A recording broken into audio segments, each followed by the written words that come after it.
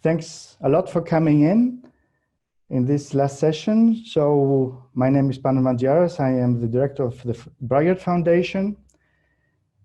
So, well, since we're all here, I think we all agree that the air got clean and fresh, fish reappeared in urban waterways in the last weeks, and birds frequented uncut gardens. Wild mammals meandered through cities, and greenhouse gas emissions are dropping by an unprecedented 8% this year, thanks to this dramatically reduced economic activity. However, this resilience of nature is temporary, and the reduction in greenhouse gases is not a result of decarbonizing the economy, but the unintended consequence of economic paralysis that has come with painful human consequences and huge costs to lives and livelihoods. So addressing the climate crisis should lead to the intentional, controlled, and sustained reduction of greenhouse gases. Above all, it should lead to improved well-being rather than suffering and exclusion. How can the ecological transition become a project to be democratically designed throughout, with cities, buildings, and landscapes actively participating in a zero-carbon, equitable society?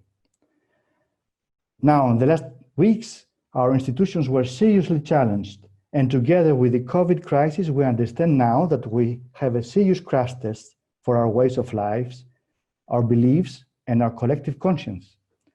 But we saw, after the empty public spaces during the lockdown, how quickly they can get full again in order to express solidarity, anger, and hope.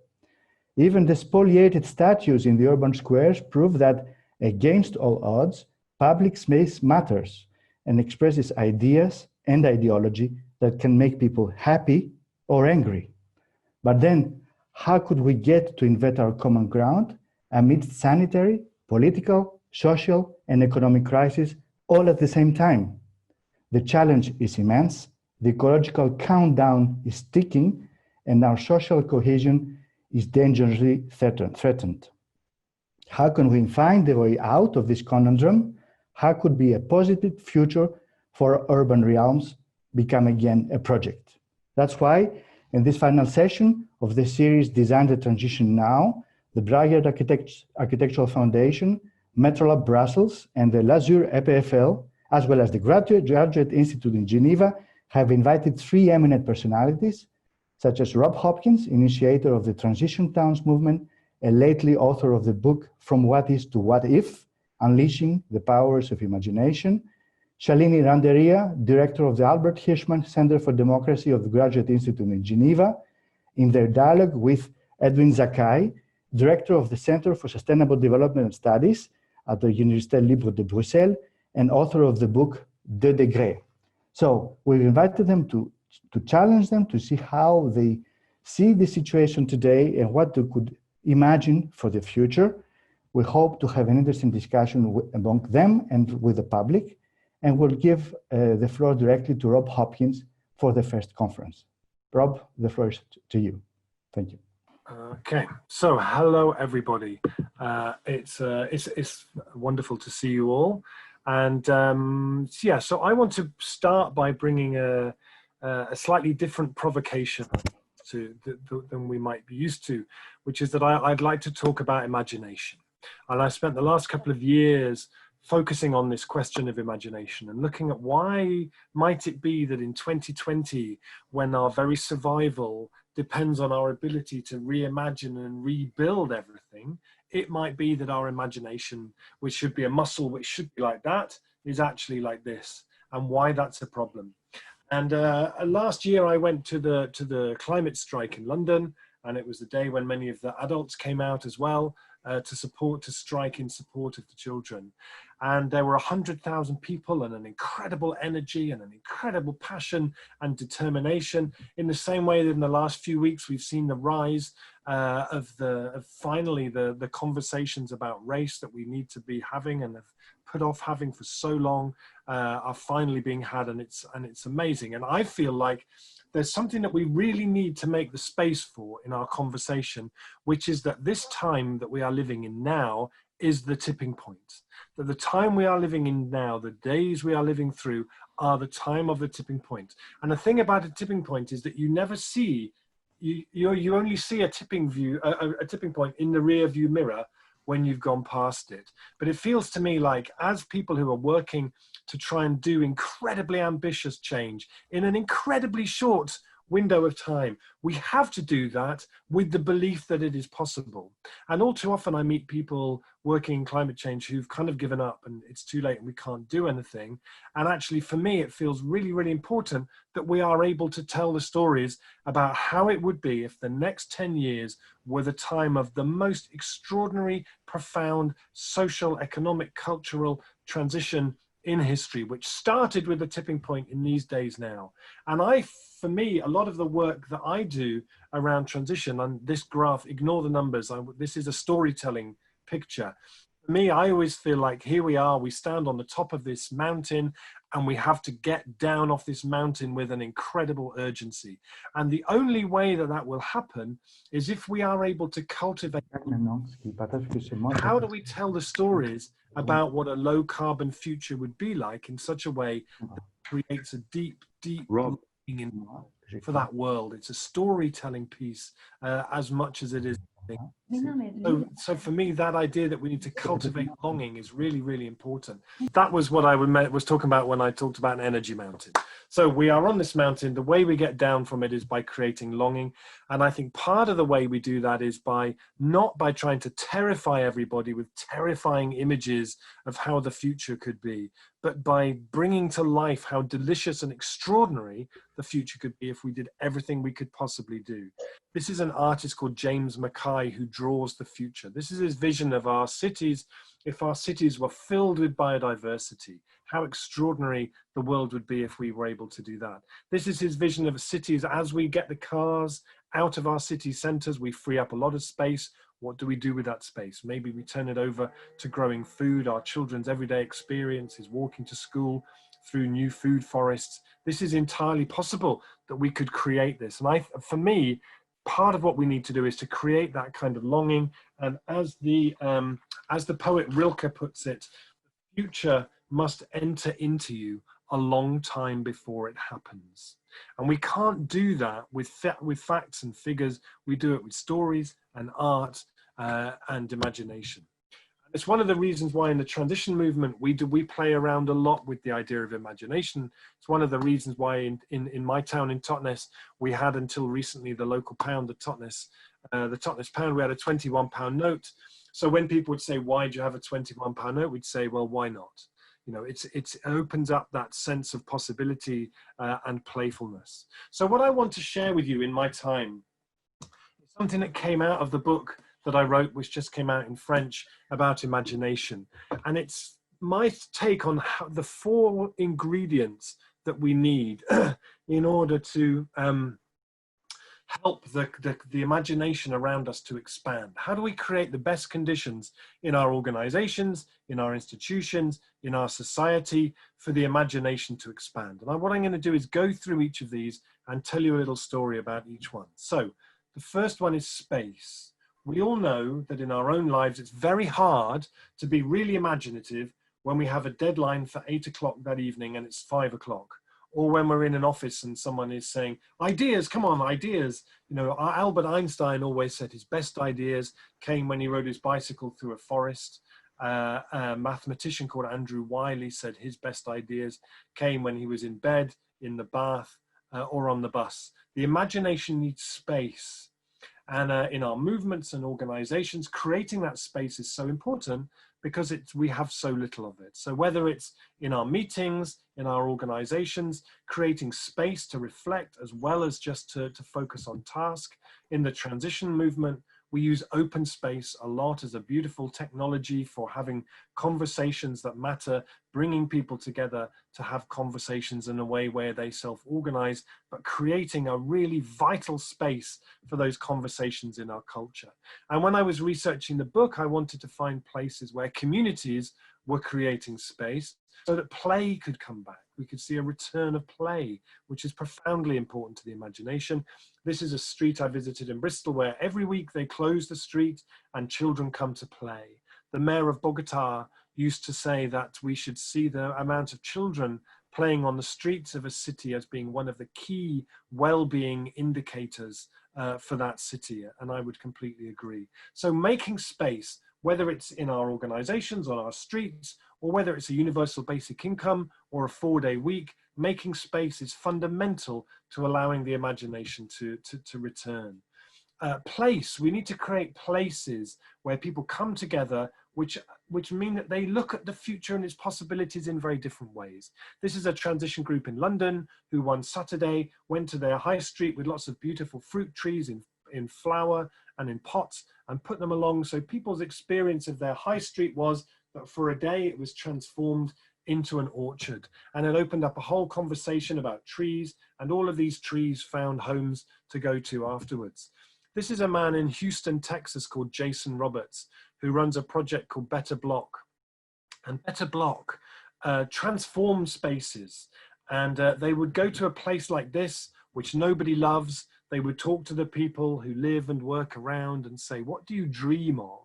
And then in their laboratory, they would create things. And then one night they would arrive when no one was around and transform that space into that. I like to think of it as being a kind of a pop-up tomorrow. How do we take that vision of how the future needs to be and bring it alive now so that people can get a flavor of it and a taste of it now? We don't always need to have a big space like that. Sometimes it can be small and simple. This is a story I love from San Francisco called Parking Day, where a group of artists were struggling to find exhibition space they could afford. And then somebody realized that if you bought a ticket for a parking space, there was no rule that said you have to put a car in it. You can do whatever you like in that space. So they have a day where they buy tickets for parking spaces and do different things in them. They do yoga in them. They play games. They make a library. People make cafes. A couple, I think, got married in one once. They do whatever that is. I have no idea. But it takes space that people are familiar with and turns it into something that helps them to think differently about the future. And sometimes a place can be a whole settlement. This is an amazing place in the Alsace called Ungersheim, which is an old mining town. The mining closed, and they had a visionary mayor called Jean-Claude Mensch, who came in with a whole idea of making it into a transition village. And they have the biggest solar farm in the region. All the school meals are 100% organic. Most of it is grown on a market garden on the edge of the town. They have a local currency called the radish. They have many, many things happening there. And it was an extraordinary place to visit because you could see the connections between everything. And there is a film called Qu'est-ce qu'on attend, which some of you may have seen, about Ungersheim. And the most beautiful thing in that film for me is nothing to do with these projects. It is about seeing people coming back together again. It's about seeing a community reconnecting and people rediscovering each other. So practices. How do we have practices that bring people together and change our sense of what's possible and expand our imagination? And I became very concerned when I was researching this book that when we create a culture that generates anxiety and trauma and stress and loneliness and depression, almost as an inevitable outcome of its economic policies, those are the very, very conditions that allow the part of our brain where the imagination comes from to shrink. And we are creating this perfect storm of conditions that are making the imagination shrink. And it's really, really dangerous. So I wanted to visit a place where I could see the hippocampus, the part of the brain which is called the hippocampus, the part of the brain where the imagination comes from, expanding again. I wanted to find a kind of a campus for the hippocampus. So I went to Dundee, where there's a project called Art Angel. They work with people who have trauma, anxiety, or whatever, and they work with them and they say, you are an artist. You're not a patient, you're not a client, you are an artist, and you are preparing work for an exhibition. And they give them space and support and paints.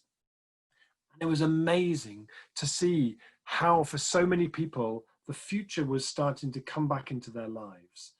It was really very moving. Every year at Art Angel, they do an evaluation to see how well it's going.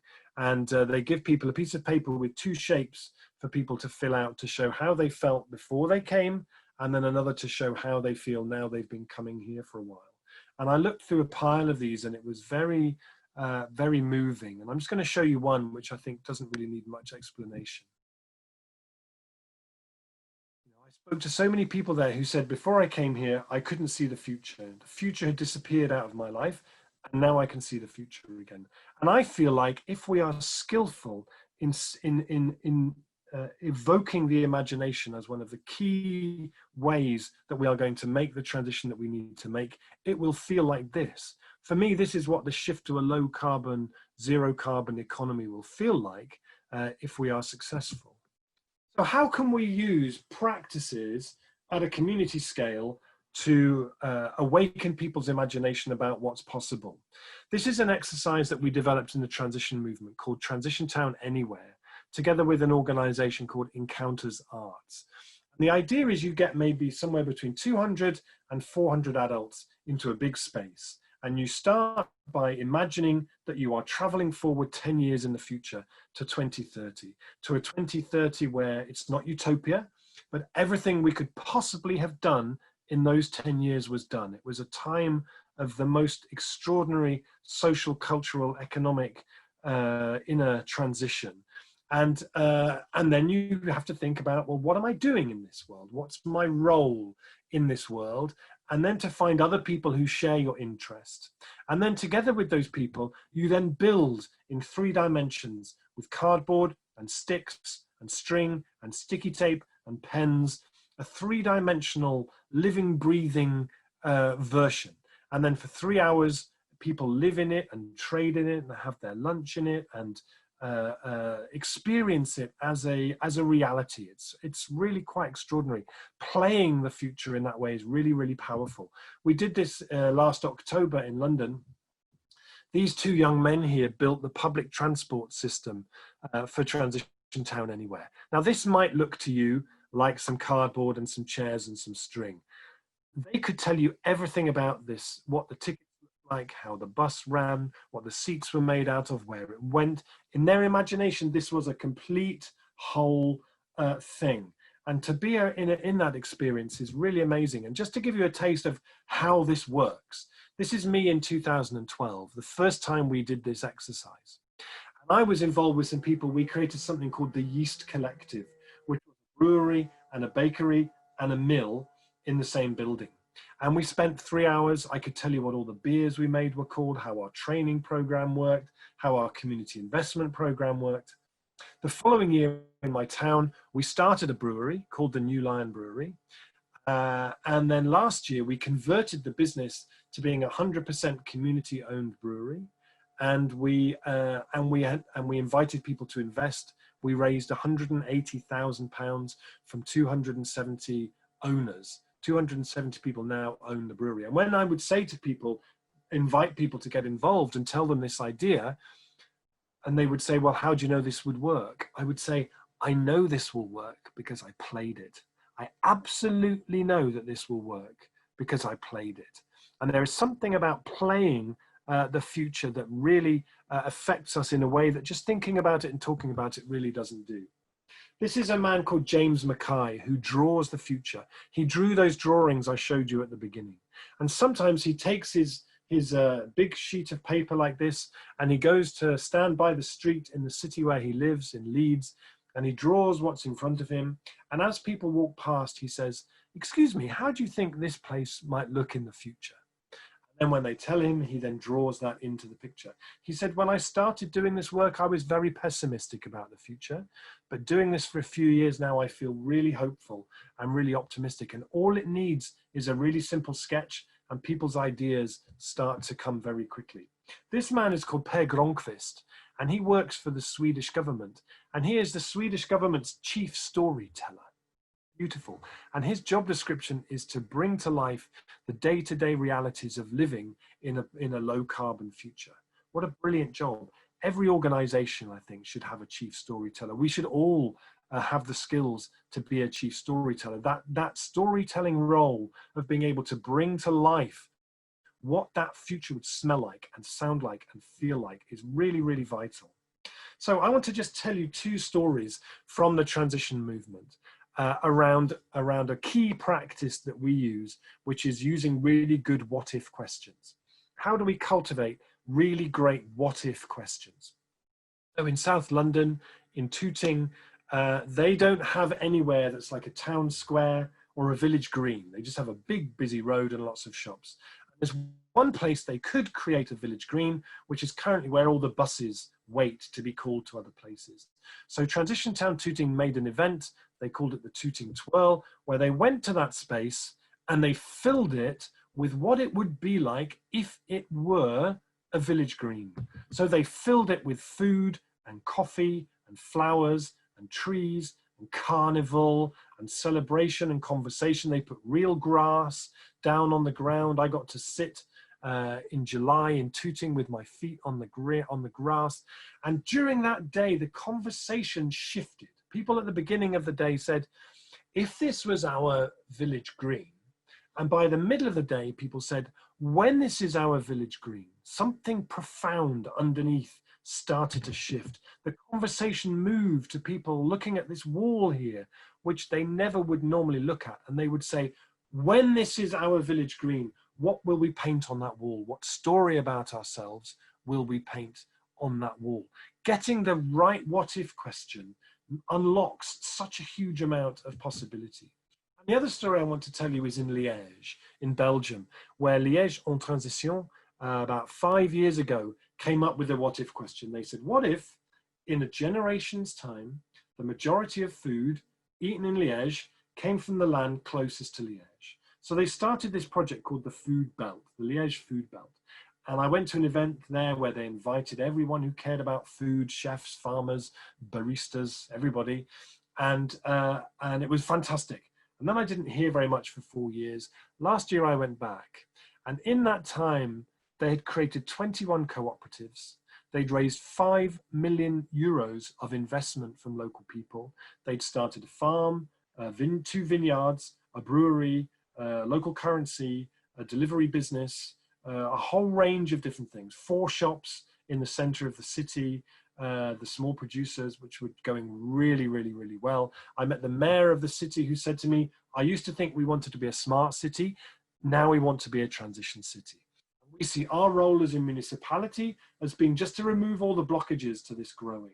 They're now looking at reimagining how the hospitals, the universities, the schools supply their food and procure their food. But it started with a group of people who had a really great what-if question, and a what-if question that had a real invitation in it for people to step in and to get involved. So the last of my 4 things that I'd like to offer here today is pacts, which might seem a strange word to use in relation to the imagination. Why does the imagination need pacts? Well, all of us get very used to events where we are invited to bring our imagination, some kind of a consultation or something, and we go along and we write all our brilliant ideas onto post-it notes and we stick them on the wall, and then we go home and they get thrown in the dustbin, and everything happens like it was going to happen anyway.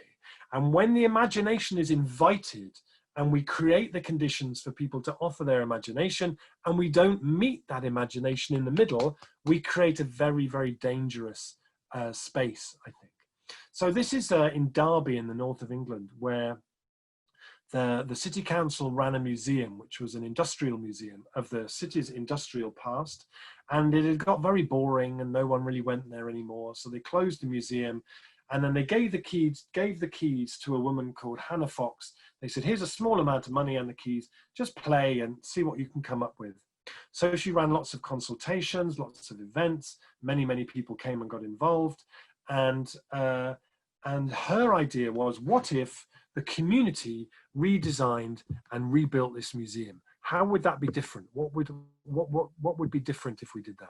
So the first thing they did was they made a workshop in the middle of the museum and invited the community to come in as volunteers to make things. So now all the furniture, all the display cases, everything are made by members of the community.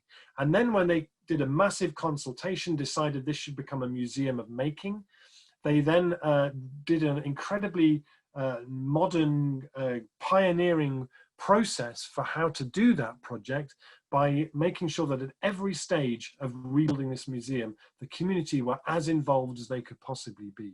So putting the community at the center was fundamental. The woman here holding the microphone is called Gabriela Gomez Montt. She works for the mayor of Mexico City, where she runs what was conceived of as a ministry of imagination, which sounds like something in a Harry Potter book, but actually is a reality in Mexico City, and their role is to safeguard and nurture the imaginative life of the city. And when I spoke to her, she said, imagination is not a luxury. We should be paying as much attention to the imaginative capacity of the city as we are of the ability for the transportation system to move people around in that city. And this is in Bologna in Italy, where they have the most wonderful thing called the Civic Imagination Office, which sits between the municipality and the people, and it works with using lots of techniques to invite people's imaginations and visions of how the future could be. The brilliant bit then is that when people come up with an idea, they meet them in the middle. They create a pact. They say, that's a great idea. Okay, we can offer this, this, and this to make that happen. What can you offer? That and that? Good. Okay, let's do it. Let's make a pact. And in the last 5 years, they've made 500 pacts in Bologna, which range from making a small garden and some benches to taking over an empty office block and turning it into a place to train young people to become classical musicians. And they now use the Civic Imagination Office as the way that they do their participatory budgeting, as the way they find uses for empty buildings. It's brilliant. And having that element of pacts, for me, feels so, so, so important. So if we are to recognize that we are living in a time when, as Naomi Klein says, there are no non-radical solutions left. The only solutions we have left require reimagining and rebuilding everything. That then requires a focus on the imagination and creating the best conditions for the imagination to expand. And my offering to this event is to say that that requires that we create space, that we create places, that we create practices, and we create pacts. So just to finish off, and thank you so much for your attention, to say if you are interested in finding out more about this work I've been doing about imagination, there's the book. There's also a new podcast series that I've just started, which would be wonderful if you wanted to join me on that journey. And also to point out that in Switzerland, there is now a transition network for Switzerland, Réseau Transition. There are some contact details there, and they're doing amazing work now, bringing transition training and bringing the transition movement to Switzerland, and many great things are happening. So if you want to contact them, their details are there. So thank you very much. I hope this has worked, and I hope Zoom has behaved itself. It's very strange not being able to see you while I'm speaking, but I look forward to hearing the other speakers, and I hope that this has been a good, evocative opening to this session. Thank you so much. Thank you so much, Rob. This was a fantastic introduction, and between stories, art, imagination, space needed, seeing the future, playing with the future, and evocative questions that can be individual or collective, I think this is a good way to enter the discussion of the participative and the democratic approach to the transition that we all wish for. So, Shalini, the first to you, please. I suppose all these things may appeal to your approach. Thank you. So thank you very much. Actually, it has some overlaps, but I think it'll be actually quite a contrast, the story I want to tell. I enjoyed listening to so much optimism and to utopias, and also to lived utopias. And I think they're important. Because we live in difficult times in a difficult world. And I would like to, where some of my thinking comes together with Rob's is, of course, in thinking about the role of the imagination. But all my work as an anthropologist since 42 years in India has been with the poor. So I'm going to take you to the other end of the world. I'm going to take you away from these cities which are redesigning themselves to the lives of the poor, urban and rural, who I don't think it's a question of space. For them, I would like to shift the emphasis from Rob's stressing this space element to a question of time. If you are living with less than a few dollars a day, you just don't have the time either to imagine a different world, let alone put it into practice. I'm going to talk to you about the lives of those, both in the cities in India, the poor, who are migrants from rural areas from which they have been displaced because of large-scale land grab and dispossession of all kinds, and over the last 2.5 centuries, so whose lives have really been made disposable by industrial capitalism. I think what the point I would like to make is that I think it's not just about how we produce differently, and this is the other shift I would like to make in contrast to Rob's idea, but how we consume differently. I think there is too little emphasis on consumption at the moment in the way we rethink our lives, the way we reimagine our lives. And I'll come to that in a moment, but I think one of the major factors is the kinds of lifestyles that we lead.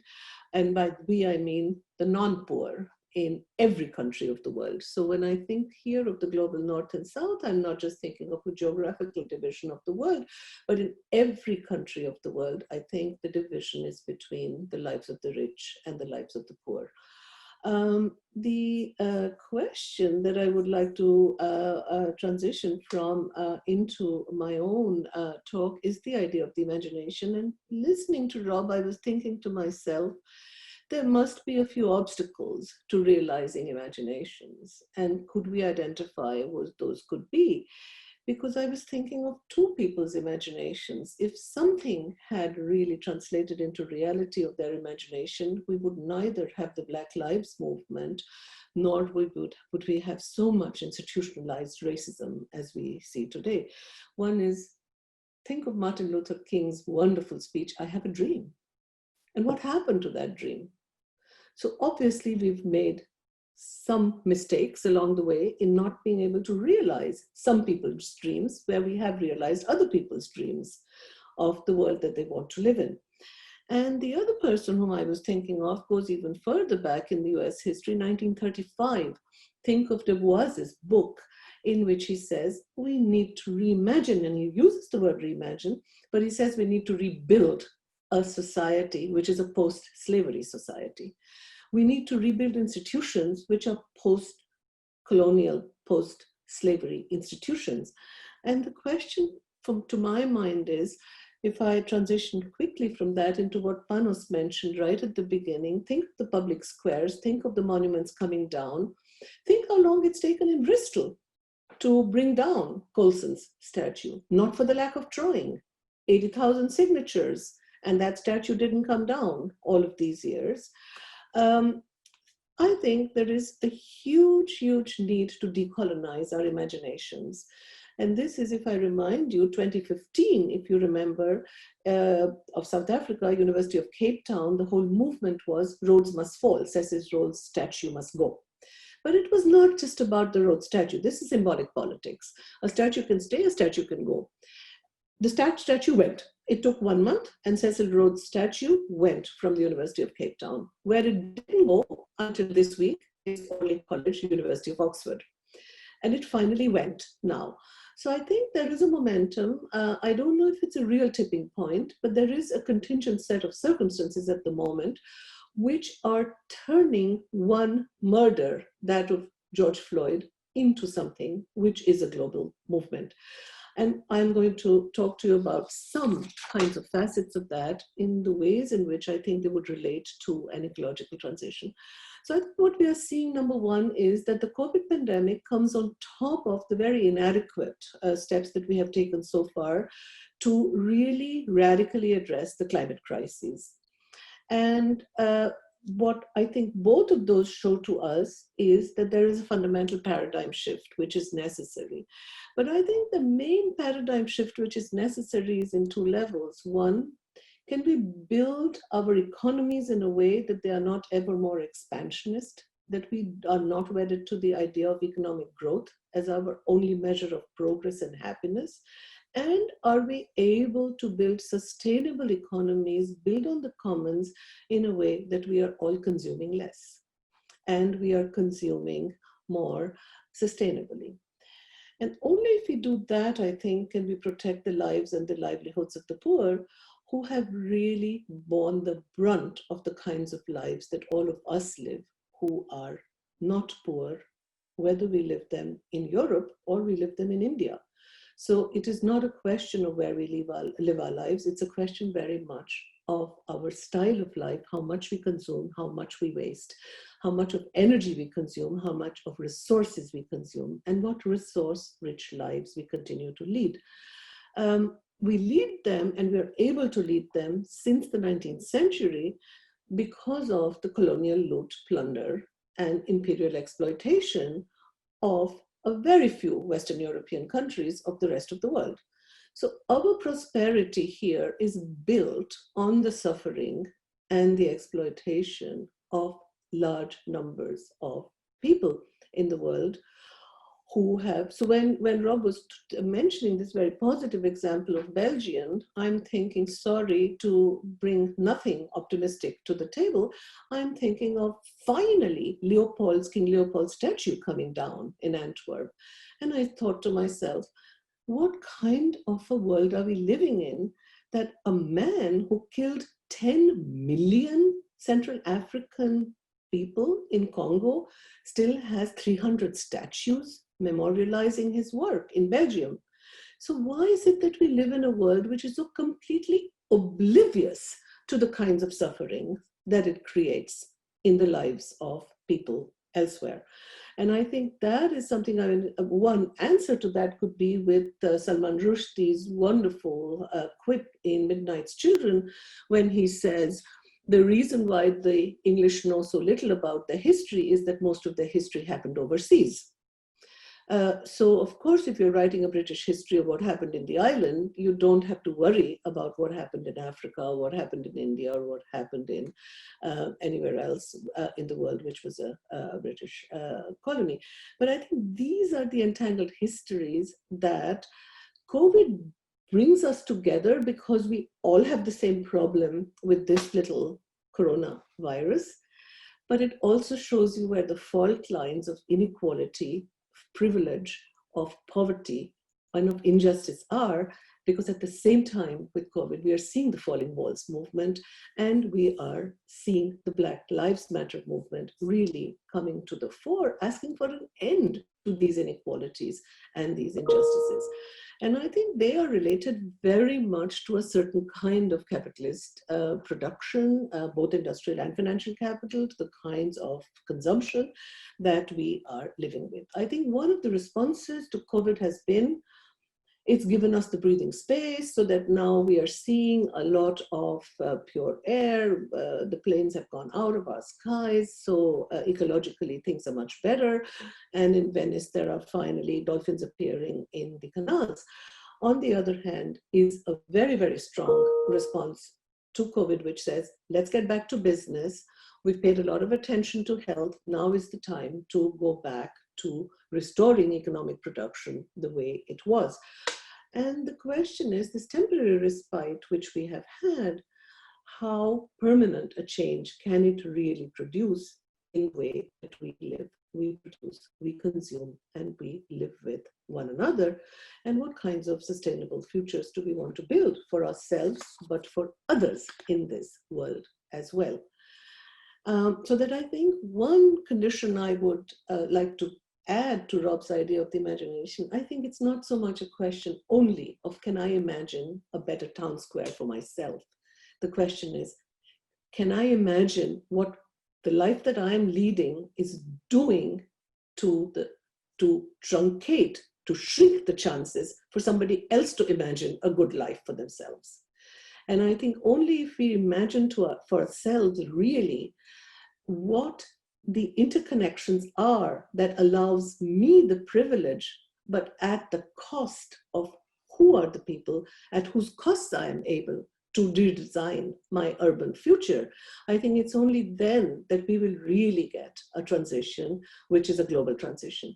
Otherwise, we will get what David Harvey called, very privileged transitions of particularisms, which are local, which middle classes are always able to bring about because they have the time and they have the space and they have the resources. And I think is it with this realization that COVID brings us that as human beings, we are part of nature, we are not its owners. And something has to change that in our basic mentality that we have of being able to live at the cost of nature, at the cost of others. And I think here, I come from India. I've lived in India for a large part of my life. But I think this is where, and that's why I come back to Gandhi in many of these contexts. Gandhi, I think, had a very simple idea in which he said, the earth has enough for all our needs. What it does not have is enough for our greed.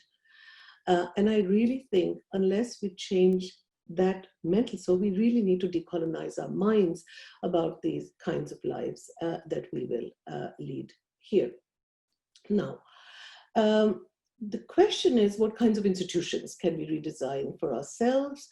Can we reimagine lives which we can have much more limited wants and desires? Can we discipline ourselves to just consume less? Whenever I say this, one of the responses in Europe and in America to this is to say, this is a question of how many we are on planet Earth. So it's not about how we live, but how many of us can live in comfort. And it comes back always to this new Malthusian question that is the population size which is a problem and not our lifestyle. And I think this is a really, really mistaken view of the issue because Malthus is making an equation between numbers and resources without looking at the question of who consumes how much. What is the ecological footprint of those whom we are asking that they should have fewer children, whereas each of one of us can have a second car, but they should only have one child. And I think this is where the Malthusian question becomes really entangled in questions of designing a sustainable ecological future, because I think the whole focus on other people's, restricting other people's family sizes is extremely mistaken as a political strategy in any case, because I think no state should have a right to interfere in telling somebody else how many children they should have. But I think the number of children of somebody else's children in the world is something which we should really leave aside because the poor are the ones who are consuming the least. So having one more child in a Bangladesh slum is not going to make any ecological difference. Having 1,000 people less in New York is going to save us a lot of energy. So I think it's very much a question of where you live and with what resources you live in which city. Okay. Now, the poor are living, I think, on the limits of survival. They're using very little. They cannot afford to waste anything at all. And I think the numbers are something that we should leave aside completely. The question we should ask for ourselves is, do we need to go on luxury cruise ships at all? Now, of course, under COVID, they became a huge problem, but until they were, until then, I think we really need to rethink. I mean, so we were watching, all of us, probably images of Dutch flower growers who were saying to us over the last weeks, months, they've had to destroy tens and thousands of tons of flowers for which there were no takers. And I asked myself, watching this, I felt bad for the man, felt bad for the flower growers, but I asked myself, do we need to produce flowers of this kind under these conditions at all, in order to export them then through half of the planet? And as I don't know if you've seen the reports yesterday of the German meat factory, the largest one in Germany, which has had to close because it has the largest cases of COVID. And the question is, first of all, do we want to consume meat produced under these conditions at all? Secondly, it's produced with labor, very cheap labor from Eastern Europe. Do we want people living in these conditions to be producing in these conditions at all? And the interesting question is, the pig owners are now starting to come out today and say, but our pigs are such that they are ripe for being slaughtered only this week. So what kinds of pigs have been bred that They can only be slaughtered at a particular date and time. It's like a tomato almost, right? So I think we really have lost track of the kinds of chains of production, the supply chains which go into our consumption, which for me is a huge question. Let me make 2 points and then I'm done. I think one is, for me, the whole question of urban ecologies, but rural ecologies, all ecology is a question of environmental justice. So I think unless we have the question of justice in the equation, I think we are losing sight of the real problem here.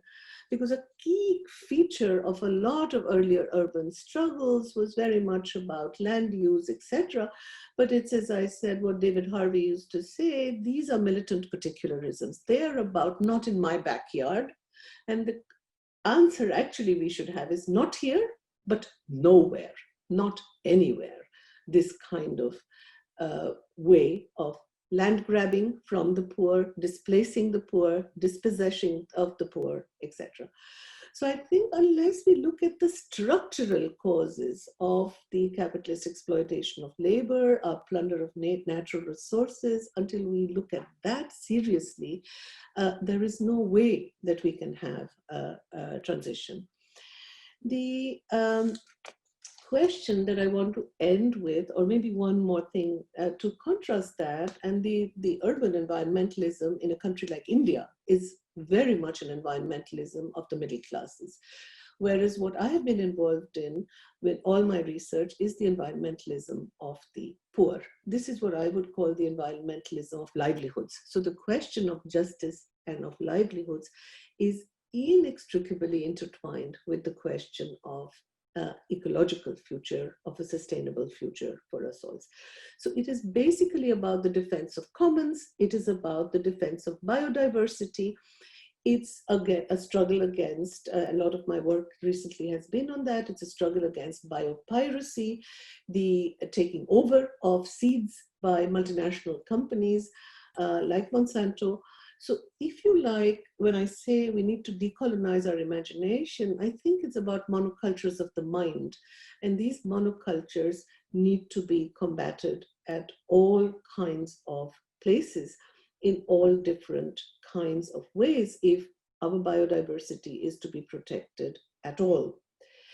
Let me end with so what could be the politics of such a transition? Because I think one of the interesting things about COVID has been that it's shown up a neoliberal lie that there is no alternative. What COVID shows us in a way is there is an alternative, there is a political alternative, if there is a common societal will to act according to that alternative. Who would have thought that we could have a world in which hardly any planes flew for 2.5 months? Of course, this kind of forced stillstand comes at a huge cost. And that's where I want to just come up with 2 short stories, because I'm an ethnographer. So like Rob, I tell stories. That's what I do for a living.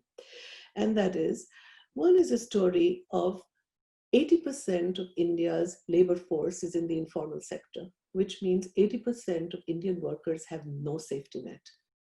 If they lose their job, they lose their daily wage, they have no savings, they have no social protection, they have no unemployment insurance, they have no state which will protect them.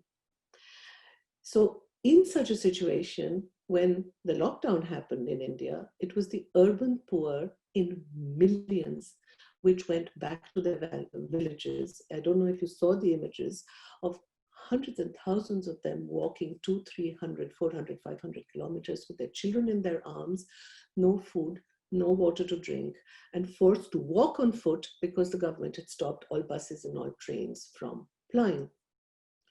These are the urban livelihoods which, if we need to reimagine them, then we have to reimagine our entire lives completely differently. This is domestic labor, this is restaurant labor in India, this is construction labor, building sector labor. The entire urban economy is built on the exploitation and suffering of these people who are the underbelly of the society, suddenly visible to the Indian middle classes as they started walking home, away from an inhospitable city, which had deprived them both of shelter now and of a wage. And the last point that I would like to make is, what did the urban slum residents in India do at such a time? They protected themselves. So there were a lot of new solidarities of self-organization which emerged. The middle class protected itself in Indian cities, in gated communities, by making sure that the poor did not enter their gated communities. So nobody coming to sell vegetables and milk to your homes, nobody coming to clean your houses as before. The maids either had to stay in or stay out completely. This was the lockdown imposed by vigilantes in all middle-class gated communities in urban cities, urban areas. But the poor needed to go to work. And so they needed to leave the slums. And they self-organized to make sure in places where there was no water, no running water, they made sure whoever left came in, was given water to have a bath before they entered the slum area again. They made sure that they stitched masks for everybody. They made sure that the men and women who were leaving the slums to go out to earn a daily wage, otherwise the families would have starved, because the choice was of dying of COVID and dying of starvation. And in this moment, you got a lot of self-organization and a lot of solidarity among the poor in the slums, which was really, really interesting to see, because you had a state which was indifferent, it was callous, it was ineffective, and the poor protected themselves. That is one of the reasons the rates of infection have been relatively low. And the reason, apart from the demography of the country, the death rate has been low is, where the death rate has been high in Sweden or in England under COVID is in old people's homes. The Indians all had their parents and their grandparents staying with them, and they protected them not by keeping away the youngsters from their grandparents like in the West, but by taking care of their grandparents. It's a different vision of what a family solidarity means, especially for those who are living on the edges of survival. Thank you very much. Thanks so much, Shalini, for this fantastic talk, very strong talk and very clear. So we have to imagine the others' right to imagine, and we have to imagine the institutions that will give us this right for a global environmental justice. I think it's a time to give the floor to Edwin ZACCAI, who listened to both our speakers, and he has a bunch of ideas about what ecological transition is, how we could bring it about, and of course, its political, economical, and technological dimensions, to start up a discussion and hopefully later open the dialogue to the broader public, which is very numerous this evening. So, Edwin, the floor is yours. Thank you. Do you hear me correctly? Yes. Okay. Well, I'm very happy to be there behind my screen, of course, as we are all. When I was invited originally to this conference, I understood my participation mostly as being a discussant of Rob Hopkins on his views on transition, which I've read, of course, for years, and which are very influential in Belgium and in other countries. So my talk is mostly based on a dialogue with Rob and also Cyril Dion, which I met and who is more or less on the same view. But I will also bring some personal view, of course. So first, I think imagination is definitely positive for a number of reasons. Here, Rob Hopkins emphasized the power of putting people together, doing new things in common. And since the Transition Handbook, we have seen many results of such a proposition. In France, the fantastic success of the film Demain by Cyril Dion is probably now, I think, what we can call a generation marker in the field of ecological activism. And by the way, Cyril Dion is the man who just edited the new book of Rob in France, which was mentioned before. So one of the great values of this imaginative and entrepreneurial attitude in ecology is to get away from the dystopic future, which is too often envisaged by young and sometimes not so young generation. In France and neighboring countries, collapsology, or you can say doomsday future vision, paints a black future that generates anxiety and political demotivation. Well, I have the impression that Rob Hopkins is agnostic a little bit about the long-term future. And I don't know what you think about what I would say, Rob, but I would like to make an analogy with Buddhism. Buddha doesn't make statements about life after death, so the long-term future, but what he teaches is a daily practice. Here, the effort is about imagining, organizing a project and making it work at community level. We surely know the facts about ecological degradation, but the message is not to wait for others to solve the problem, but to engage in practice that can work. So how do you generate such practices? By the power of narration, of story, by the power of example. And then would this practice last? Will they flourish and eventually change the fundamental system? And of course, here comes the possible criticism and limits that this kind of engagement and belief, like any other, may attract. After the movie Demain in France, you probably, which probably you all know, came out also the other movie, which is called Après Demain, After Tomorrow, also directed by Cyril Dion, together with a journalist. And it showed that the number of enthusiastic initiatives launched at the time of the first movie could not make it after some years.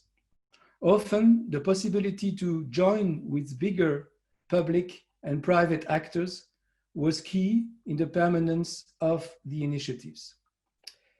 This makes us think about the necessity of finding also a theory of change at a greater level.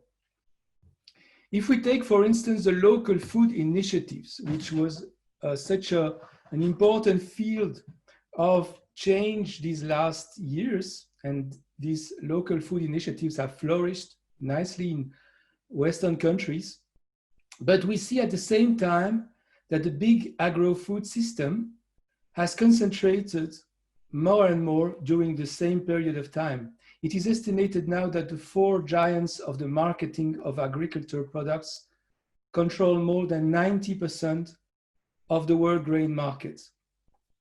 4 agrochemical giants currently control 84% of the pesticide market. By the way, these important actors, as well as politics in charge, also have their story and their storytellers that compete with other stories made up to support alternative initiatives. So structurally, what can we learn from small imaginative initiatives in order to influence the global system of food?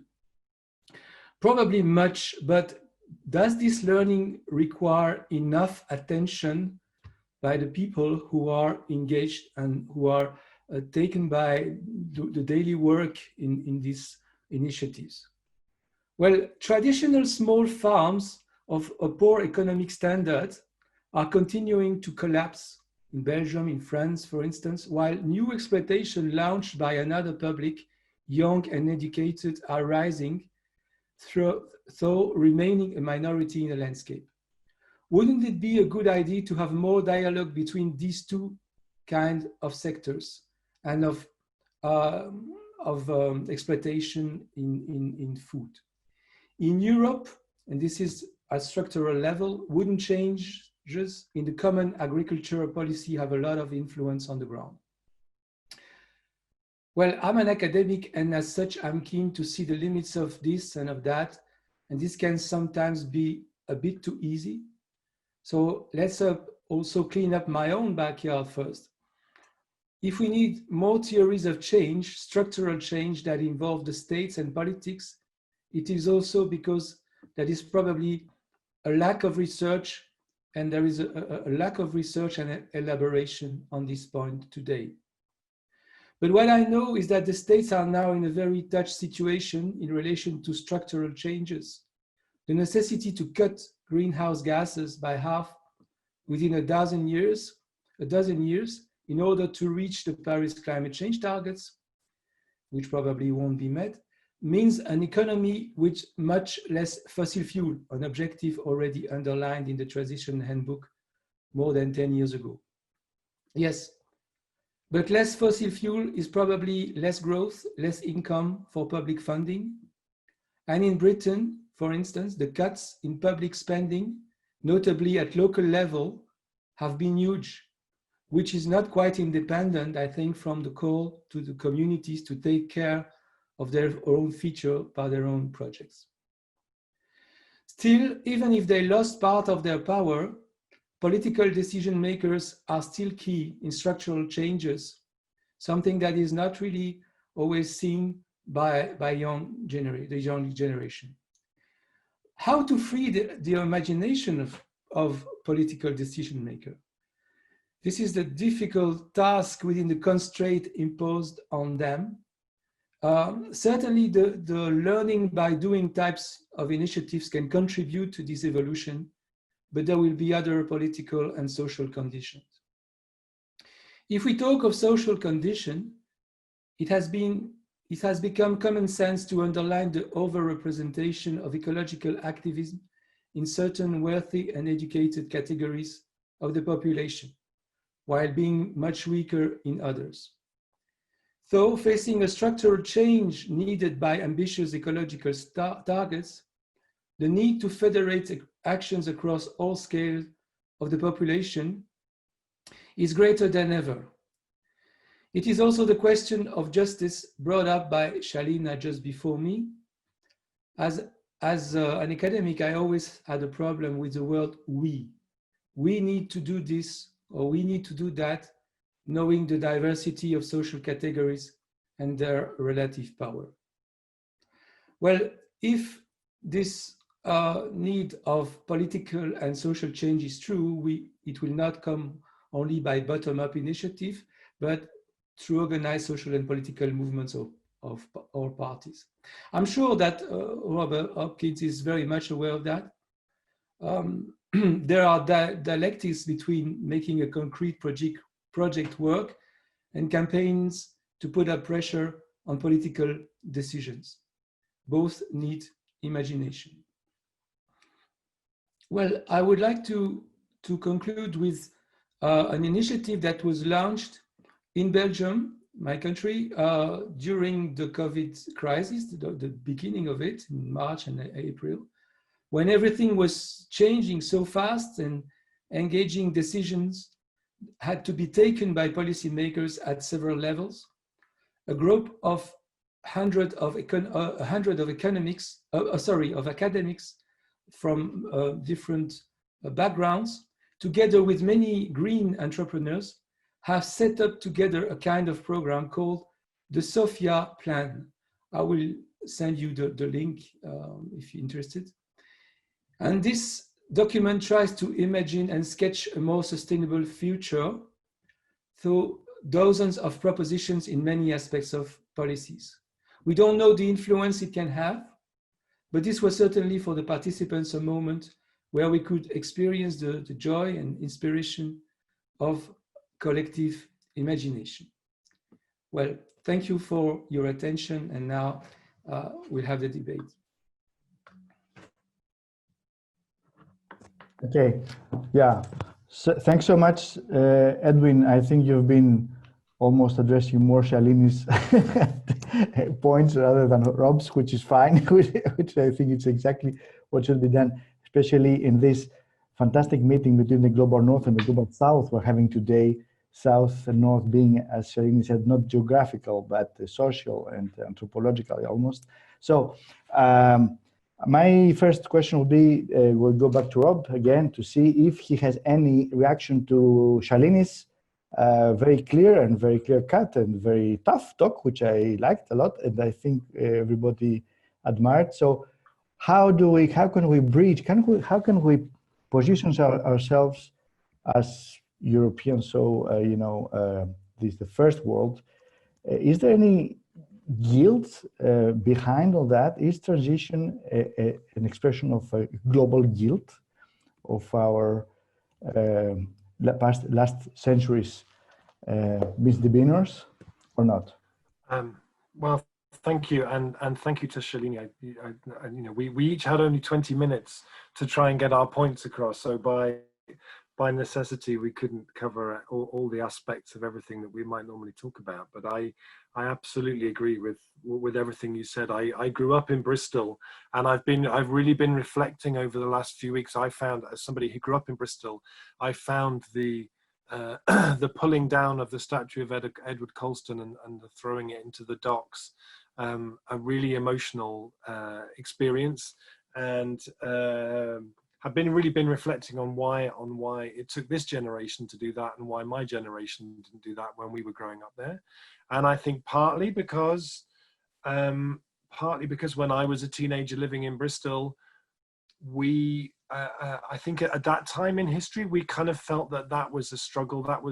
It was a campaign run by the Black community in Bristol, and it was the Black community's struggle. And I think the shift over the last few years has really been that broadening of understanding that no, this is everybody's issue and this is everybody's problem, and colonialization is toxic for everybody, and has been is just a so I completely agree with what you're saying about decolonizing. And the other day I was reading a book by Adrienne Marie Brown called Emergent Strategies, and there was a little passage in that really spoke to what you were saying, where she said imagination is one of the spoils of colonization, which in many ways is claiming who gets to imagine the future for a given geography.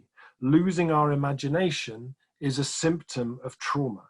We are living in the ancestral imagination of others, with their longing for safety and abundance, a longing that doesn't include us. And so I would say that when we started the idea of the transition movement, one of the things that really was foundational was something that was called contraction and convergence, which was a climate change model that was particularly active maybe 10 years ago, which said the global north is up here and it needs to get down to here, and the global south is here and it needs to get to there. And there is a place where they can meet, where the global north has done an awful lot more of the work to get to that point than the global south has done. And actually we felt like what we were trying to design with the transition movement was this bit. We wanted to design a global detox for the global north. And that would only work if we were able to say, that place is going to be great. And how can we bring that place to life, and how can we make people want to get to that point? Because in the global south, who am I sitting in the global north to be creating models for the future for the global south? You know, there are already amazing things like Via Campesina and the Buen Vivir movement, and a whole range of kind of decolonization movements that are working in the south. And so it feels to me like that's what we set out to design. And within the transition movement, those conversations around colonization and privilege and so on are very, very prevalent. And one of the things that has really been a part of those conversations around justice is, as Edwin was saying, you know, that there is a risk that that movements like transition and ecological movements in the West end up being mostly middle-class white movements. And why is that? I think one of the reasons for that is because if we imagine that we are going to bring around the profound reimagining and rebuilding of the global north with volunteers, it's just not going to happen. We're kidding ourselves. And actually what we need to be looking at is, how do we create jobs for people? The cooperative movement set out and said, we need to be building new economies, and the new economy movements that are growing and spreading across the global north, looking at food and energy and housing and all of these things, are fundamentally rooted in justice and inclusion. And so in the transition movement, we always set out to say, when we're designing projects, we need to be designing them like an entrepreneur who understands social justice would. You know, how do we not assume that in 10 years' time this project will be run by volunteers, but we assume that in 10 years' time this will be actually, if we get transition right, it could become the main way that people source employment, not working for big supermarkets and extractive industries, but working for businesses that they own, that they've created, that they have a stake in, which are building ecological justice.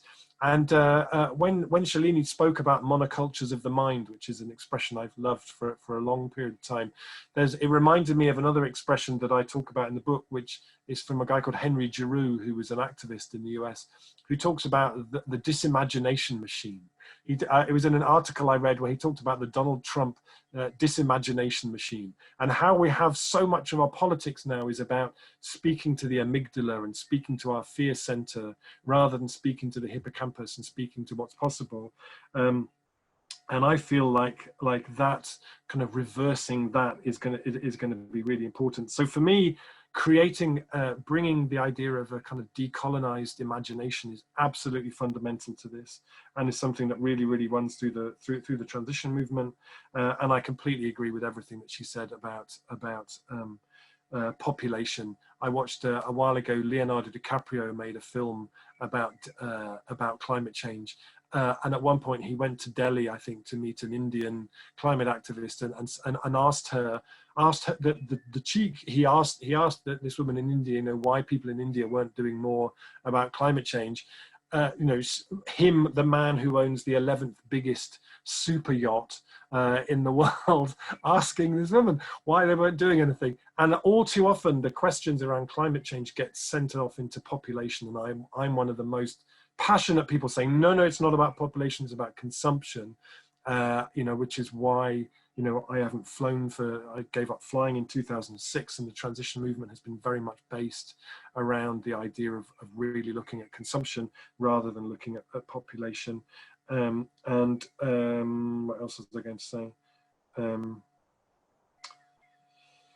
Yeah, so for me, it is fundamentally about how do we help people to imagine a world where everybody is able to flourish, and actually one of the things, and I completely agree, what she says about COVID, and I watched Arundhati Roy gave an amazing webinar a little while ago where she talked about how COVID has been like an MRI scan on our societies that has shown the inequalities and the structural racism and all of that up really clearly. But it has also shown up, you know, if we believed neoliberal economists, and if we believed American disaster movie makers, about 3 weeks into COVID-19, we should have all gone completely insane and all burnt each other's houses down and tried to eat each other. And actually what we saw in many places was an act of incredible kind of social solidarity, but at the same time, the inequalities that we saw, and Arundhati Roy wrote very heartbreakingly about the kind of demonization of Muslim communities in India during COVID. So it has been an extraordinary time. But I do hope that you know, there is an exercise that I do with people, and I've done it in small groups, and I've done it with very large meetings, of inviting people to just imagine themselves 10 years forward into the future, assuming that everything that could possibly have been done during those 10 years was done. Everywhere in the world, it was a time of huge push towards justice and sustainability and stuff. And the things people always say are, the bird song is louder, there are less cars, there's a stronger sense of collective purpose, the air smells fantastic. Well, in the last few weeks, that has gone from being a fantasy to being a reality. The question for me is, how do we build off that? How do we build off the vibrant social networks that have been built at a community scale to do this? And how do we build and support and do the work that as privileged white people, the work that we have to do about understanding privilege and colonization and white supremacy, and how does that really underpin the solutions we build moving forward? Yeah, thank you so much, Rob. So how do we imagine that this imagination may become a structural political force? And how can this force can become majority? So it can be wanted, can be wished by the majorities, because otherwise in a democratic world, we're still voting for things. And we have to imagine this, that these images become a global dream, especially in the urban environments. How can urban environments become the pedestals of change? How about Shalini or Edwin, how can we imagine that? What's the steps to be taken or could be taken? Outside the academia, because the academia can still research, can still offer options, but are we in the position now, because now it's a critical moment, because otherwise we'll go back to normal again. How can we not get back to normal? Well, 2 or 3 very quick points. One, a reaction very quickly to Edwin, and one back to Rob. Edwin took one point which I think connected both our talks very well, and he addressed the whole question of food. And what I've been calling food sovereignty and seed sovereignty in particular here, because it's a question of in whose hands all of these seeds are, and they're really now monopolies in the hands of 3 or 4 agrochemical companies in the world. So I think that the whole question of ownership, of changing commons, seeds were commons. Seeds did not belong to anybody except to the farming community. That seeds could have, through the WTOs, making this into a matter of intellectual property rights and of being able to get intellectual property rights on biogenetic matter, which you have transformed in a minimal way, so that the basmati rice which you eat is no longer the property of farmers in India and Pakistan who have been growing and changing and preserving basmati rice since centuries, but it turns into the property of an American corporation, which is selling it as Texamati rice, right? Because it's in Texas. So basmati has become Texamati. Now, of course, through a very minor mutation of a biogenetic substance, they have turned it into a property of this corporation.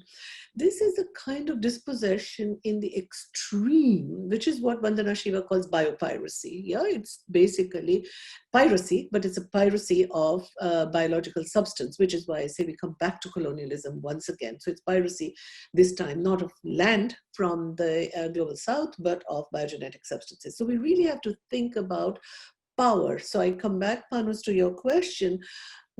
How could we imagine a transition? I think a transition cannot be imagined unless we address the question of power and the question of monopoly of power and the concentration of power and the concentration of wealth and capital in our world. Number one answer to your question looking around at this.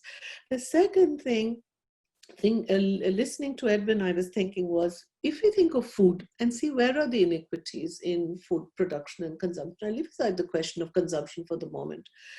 All of us who are probably, I can't even say in this room, but who are on this webinar, we are all probably beneficiaries of the agricultural policy of the EU. Huge subsidies by all our governments, and I say our, this is not my government, I still have an Indian passport, so my government is not a beneficiary of the food subsidies, but I live in Europe, so I benefit from these. The EU agricultural policy is the craziest policy that you ever saw.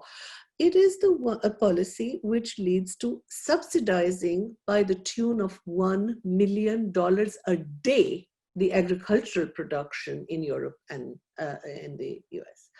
This kind of subsidy means nobody in Africa or in India or in Latin America can ever have a level playing field in the matter of agricultural production.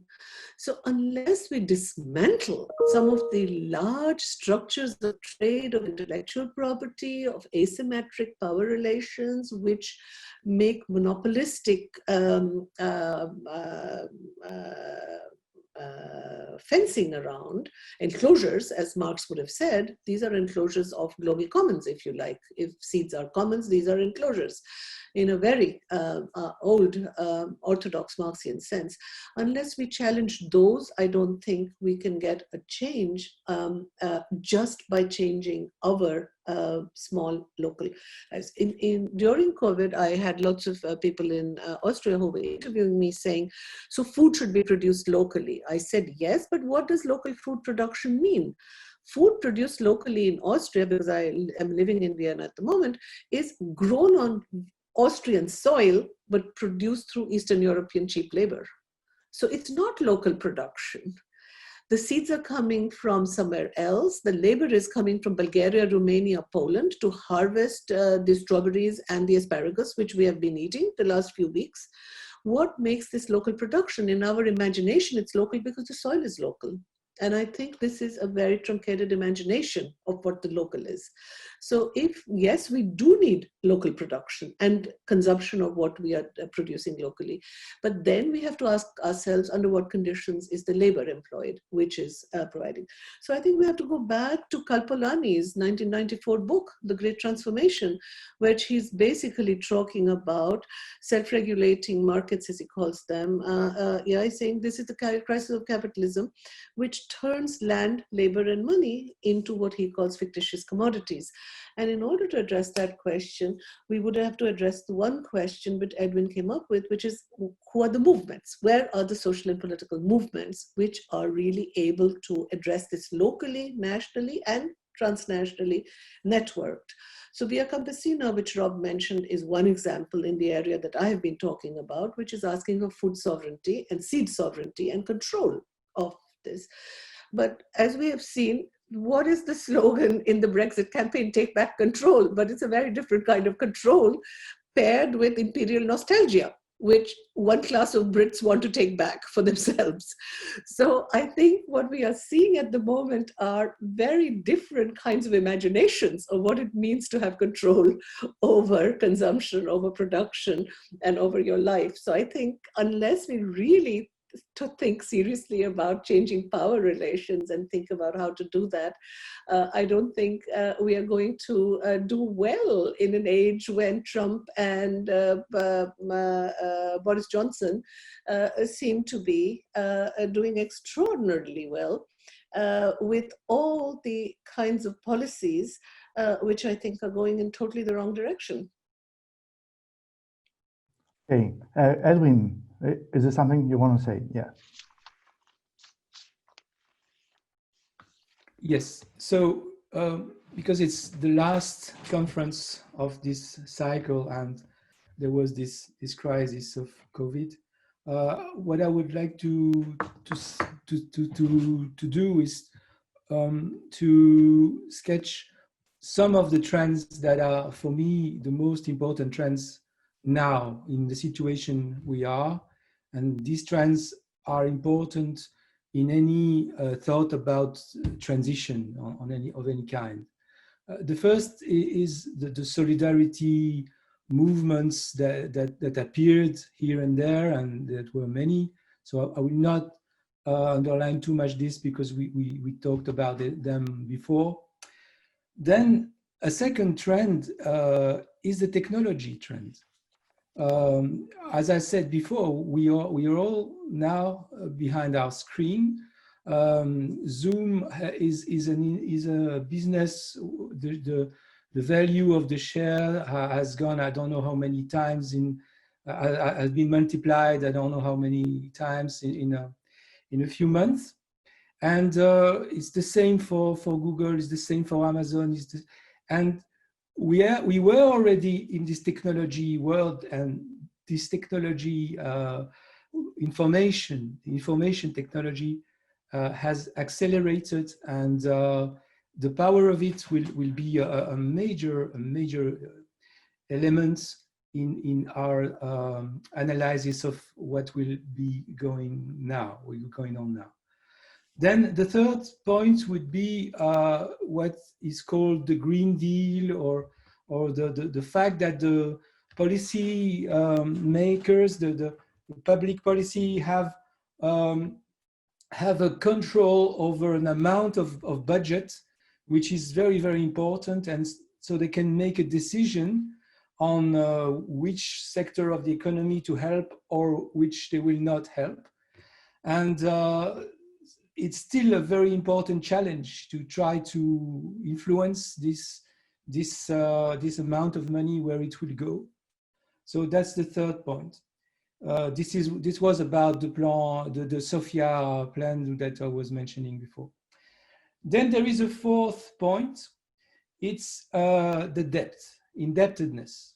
We are creating very big public debt, and we'll have to pay them. We, you see, I say we, but it will not be we. It will be some categories of person, of enterprises, of countries who will be under this burden of debt.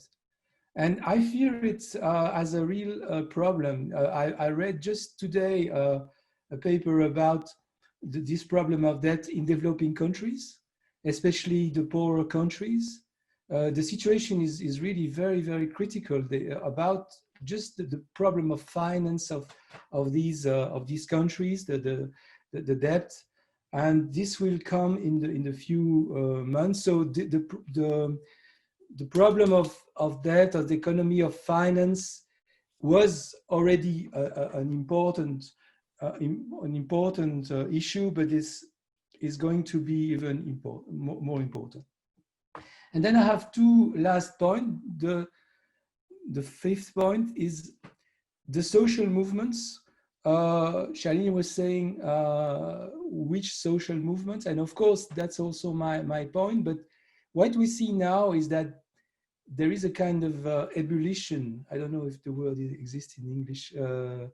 When when the water boils and there is everybody is trying to express itself. The movement for Black Lives Matter and all this issue on decolonizing was not expected now, I think, but it probably came now also because these categories felt oppressed and exploited during the crisis, and I think also that these people, these categories of people, I think, for instance, in my town in Brussels, there was a demonstration. The people who were there, they are not the usual people who demonstrate. They are people of foreign origin, and they're not in the street. And I have the feeling that there will be a multiplication of demonstration, multiplication of social movements in many countries. And we see that in many countries, and it probably will create confusion, a confusion about the justice of the politics of the political decisions that will have to be taken. There is always this issue of justice, what is just, what is not just, but being in this time of indebtedness, of pressure on workers, on people, this issue will become more critical. And so I think, and this is my last point, that the political discourse, the political debate will become harsh now, and it might be a bit old-fashioned, you know, to focus very much on political decision makers, because we know that bottom-up actors are important. We know that big companies are important, but it's true also that political decision makers have an influence. Boris Johnson was just cited now. You can see what influence this government will have just because he was elected. So even if it's very old-fashioned, I would say the vote question and the election is still an important matter. Thank you.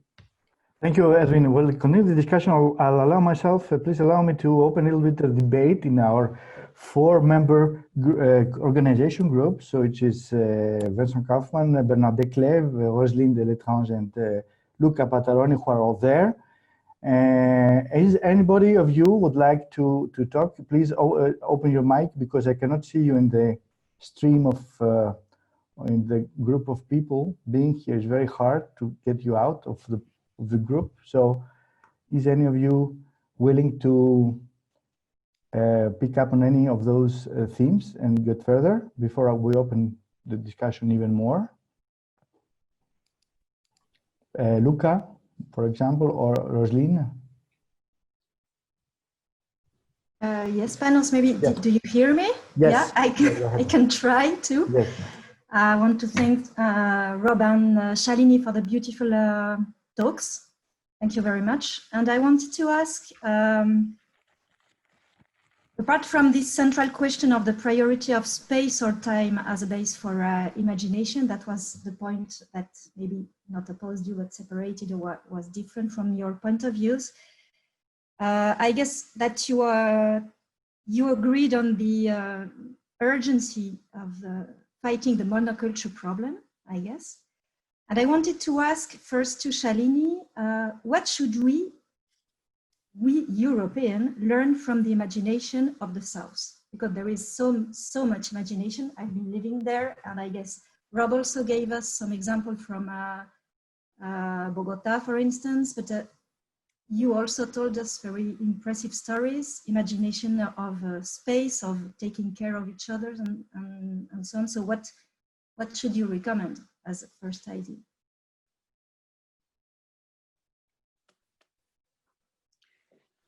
So sorry, Panos, how do you want to do this? Should we want to collect a few questions? You are muted.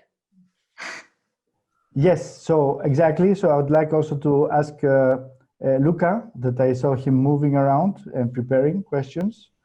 Luca, and then we take 1 or 2 or 3 questions from our group before you guys answer them.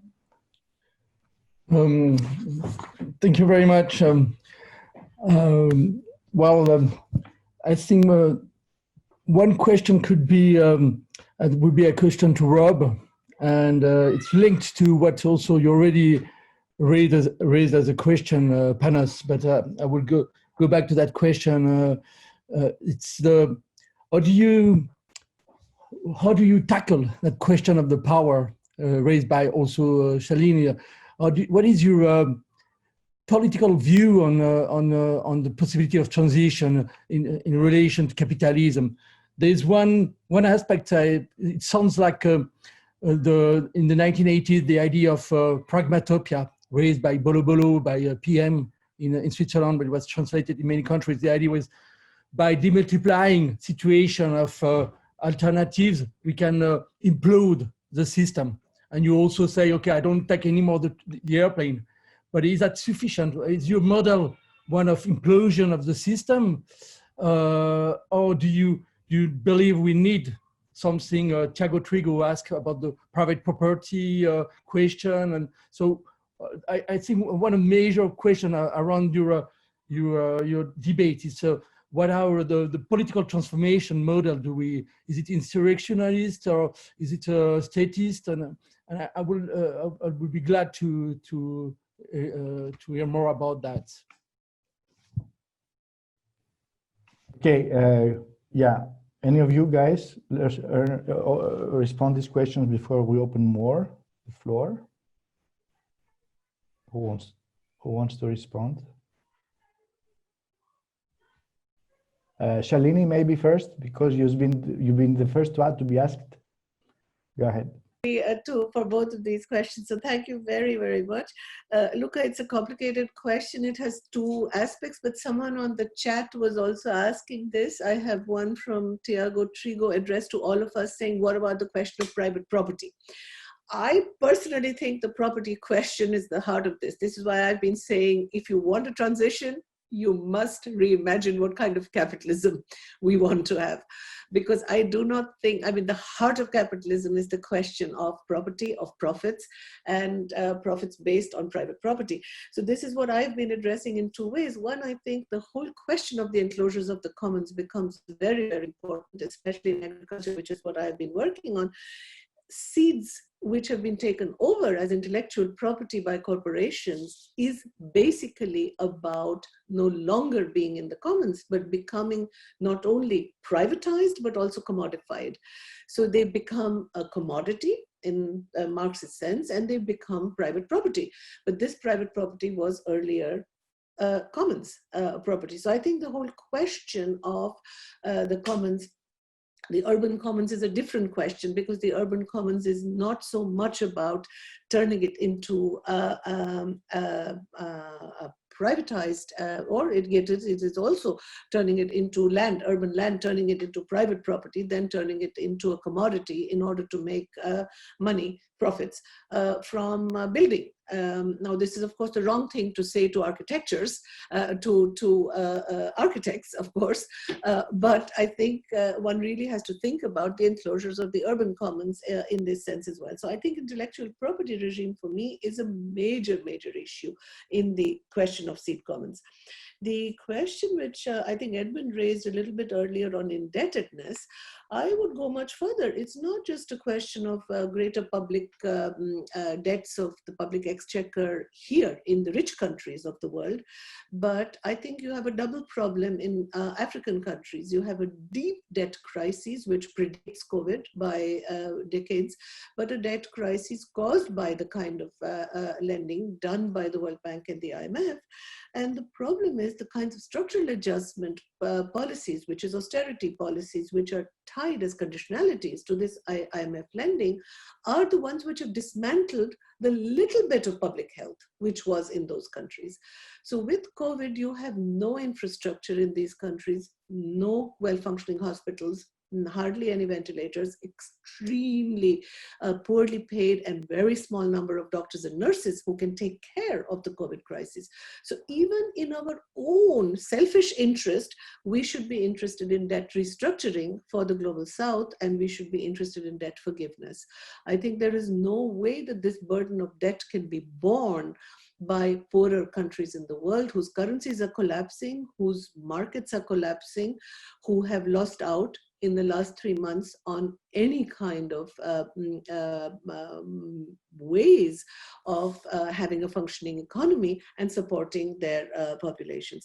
Last point, Rosalind's question. Now, there's one other point I do want to make about to Edwin. Edwin, I am very worried when people start describing the people in Belgium who are on the streets as foreign citizens. They are Belgians, they are Congolese, they are Belgian citizens of the second and third generation. They may not look like a Belgian to you, but they are Belgians. And I think the major problem there is, as you very rightly said at the end, the problem is of the vote. It's of disenfranchisement. The question is, what immigrants do have a vote in which countries? And in the US, the Blacks who are disenfranchised are American citizens. They are disenfranchised because of the very systematic way in which they have been disenfranchised, and the Republican Party is doing its best to make sure that they will be disenfranchised.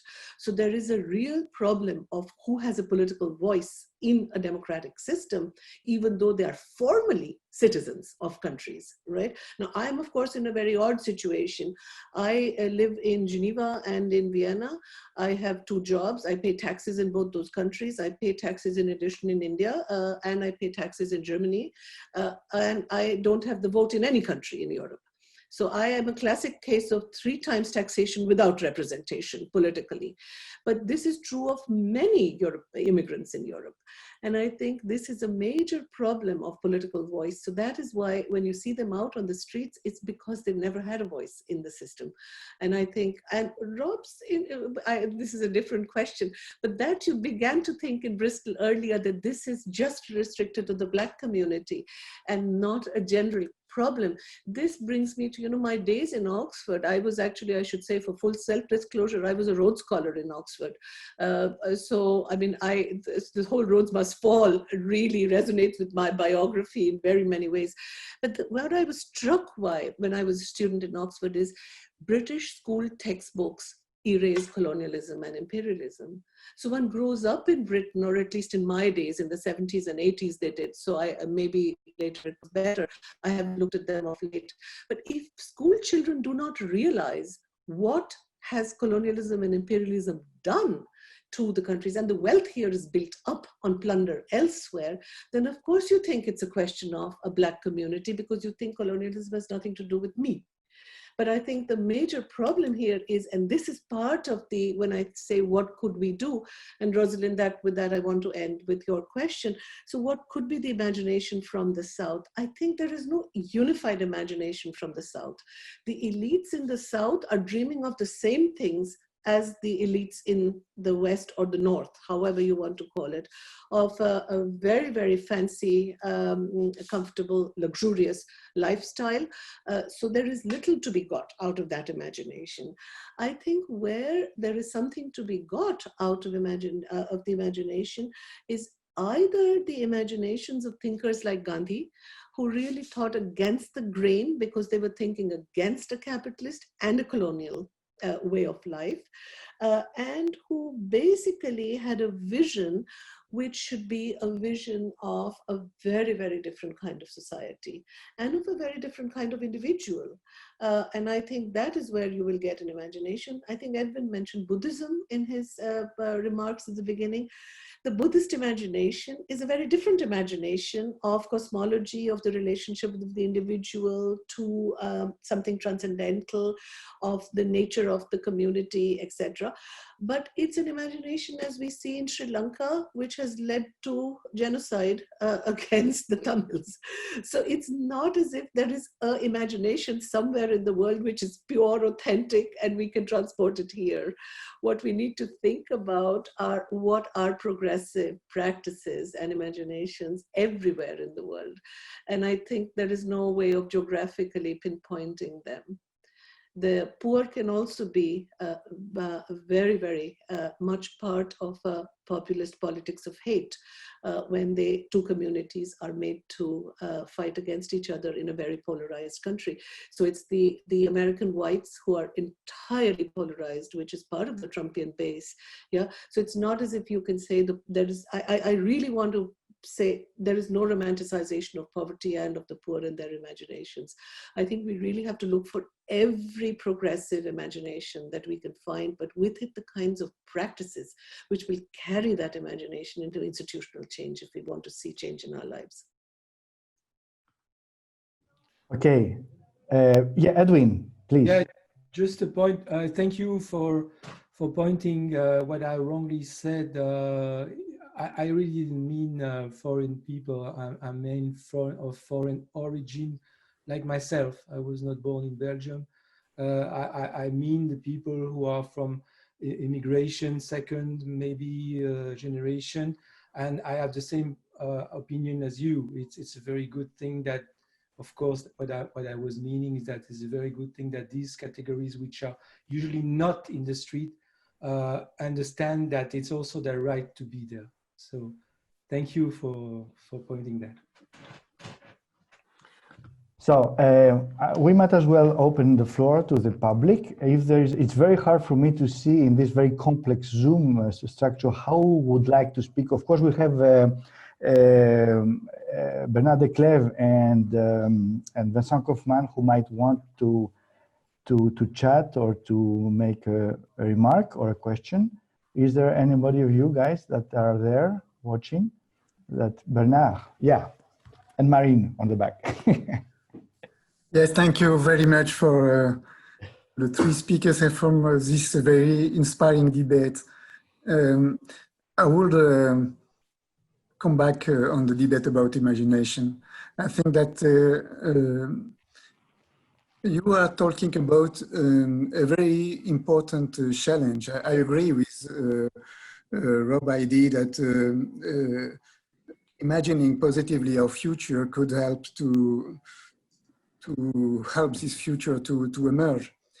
But I think it's very important that conceiving that imagination is not only a question of fantasy, of dreaming. It's a question, it's another way to build the knowledge and to tell the history. So I think that in this challenge of imagination, the mission of the scholars and of the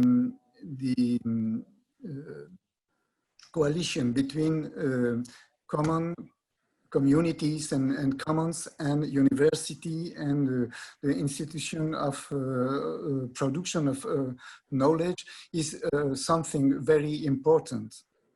I remember in this same seminar last year, Jean-Philippe Pemons talked us about this movement, Indian movement of alternative studies, who retook the story of the industrialization, of modernization, but from the bottom up and from the commons.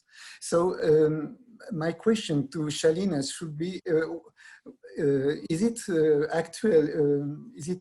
currently such a movement in India and in other countries, and what could be the characteristic of such a movement? And maybe take another question, maybe from Christine L'Autringer or Vincent Kaufmann, if you're around, so we can group the questions together. Any of you? Okay, Shalini, go ahead. Rob, you sure you don't want to go? Yes. I had a couple of thoughts on what we talked about before as well. I feel like, you know, somebody mentioned Brexit, I think, and that use of that language of take back control, which was so deeply toxic and was the greatest confidence trick in the history of the country, where you get the wealthy elites to convince that it's in their best interests to vote for the transfer of huge amounts of wealth and power to those elites who have never served them in the first place. So but there was clearly something about that language, about take back control, that resonated with people, although it was abused and it was turned toxic. Well, it was toxic from the start, because take back control from who, and all, just the racist undertones to take back control were really revolting from the beginning. And I think you're absolutely right to focus on power, and you know, the when I mentioned about Liège as one of the stories that I told, and you find the same in most transition groups, that when they are starting new projects and new businesses and trying to build a new economy, and transition is just one part of what people refer to as this tapestry of alternatives, or this mosaic of alternatives, which is growing very rapidly, is that they're all cooperatives. All of those businesses are designed as cooperatives from the beginning. They are designed so that, with a model where often where communities invest into them, they're owned by the communities, not by the banks, and they run in a particular model which is very much about community ownership, democracy. They're trying to model those new kind of approaches rather than just replicating what came before. And many of them take a lot of their inspiration from a lot of the movements that have emerged in the US, such as Cooperation Jackson in Mississippi, the Evergreen Cooperatives in Cleveland, Ohio, which are these models of people who are saying, we are seeing our democracy and our agency being leached, but being taken away by extractive industries and completely impoverishing the places where we live. So we need new models where we get rid of Sodexo, we get rid of Serco, we get rid of those companies, and we find a completely different model in community ownership. And that is emerging all over the world. And this sort of mosaic of alternatives, this new economy movement, which is growing really rapidly, I think, is fundamentally has that at its heart wherever. And in terms of politicians, my sense has always been that transition is not the only thing we need. I have never said the transition movement is going to do everything on its own. The transition movement is like, you know, when people say, well, the transition movement hasn't been effective at changing governments, you know, I feel it's a bit like saying this spoon is really bad at cutting bread. You know, it's not the tool. Transition is a tool designed for people working at the local scale in their community with the people, the resources they have, based on principles of inclusion and social justice, and building a new economy and supporting each other through times of change and grief, and learning what needs to happen and connecting the local economy. That's what the transition piece is. And actually what I see happening in terms of politicians is, like I said in Liège, they started something as a community. The municipality didn't start it. After 2 years, the municipality said, whoa, this is quite impressive. We didn't think of this. Our role is to just remove the blockages to this happening. You know, we see in Belgium now people who've come through the transition movement and who are now in local government. In Brussels, they now have a Minister of Ecological Transition, a Minister for Economic Transition. There's a lot of support going into saying we need to support these community-led organizations because they can't do everything on its own. And we absolutely, of course, need movements like Extinction Rebellion and movements that are saying, no, this is not okay. Like Black Lives Matter, who are saying, no, this is not okay. The fact that the transition movement is a piece of the puzzle which tends to be quite solutions focused and positive and let's do things, doesn't mean that there is no role for adversarial stopping. It's absolutely, we need all of that as well. And it's one of the reasons why, you know, I feel like, and I'll wrap up on this point. Oh, and you said about school books and colonialism. Totally. I didn't learn about colonialism. I didn't even learn about Ireland. Imagine I lived in Ireland for 10 years. And when I first moved to Ireland, I'd never heard of the potato famine when I first moved to Ireland. Imagine all I learned about in history at school was about King Henry VIII and how many wives he had and which ones had their heads cut off and which ones died. That was basically all history equipped me for in school. And I would just say that I feel like one of the things I talk about in the book is that I feel we need to be saying that we need to enshrine the right to live an imaginative life.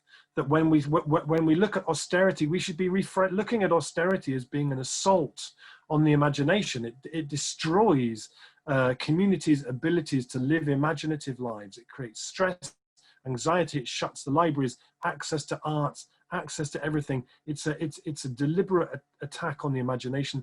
I feel like we need to have enshrine the right of everybody to live an imaginative life, and it's one of the reasons why in the book I suggest we need a national imagination act which actually protects that and creates the conditions in which imagination can flourish. And creating the conditions in which imagination can flourish also creates the best conditions for mental health. It creates the best conditions for all kinds of different things. A universal basic income we should look at as being a universal imagination strategy, I would argue as well. So I just wanted to make that point, that I feel like in the transition movement, as best as people can, working at the local scale, they're fundamentally trying to reimagine power and putting those structures in place so that they aren't just replicating the systems that came before. Yes, and Shalini maybe, or Edwin, just to final. I just wanted to say one word in response to Bernard's question on what kinds of social movements could we be thinking of. In India, the best example I can give you is NAPM, the National Alliance of People's Movements. And the National Alliance of People's Movements is an umbrella network of a lot of progressive movements. Many of them are around questions of, or in fact, all of them are around questions of forced dislocation, dispossession, communities which are suffering either from land grab because their livelihoods and lands have been taken away, or suffering from extractive capitalism, mining industry, which has wrought large-scale destruction of lives and livelihoods, or infrastructure projects, right, which have in the last years, airports, special economic zones, highways, which have taken away people's lands and with that destroyed their livelihoods. So we do have a coalition of these movements, a network of them, which is trying for a progressive politics. And then to end on a positive note, the one that you also mentioned about the question of knowledge and knowledge production. I really think one characteristic of at least the Indian academic scene is that there is a much closer tie between academics and social movements than I see in Europe.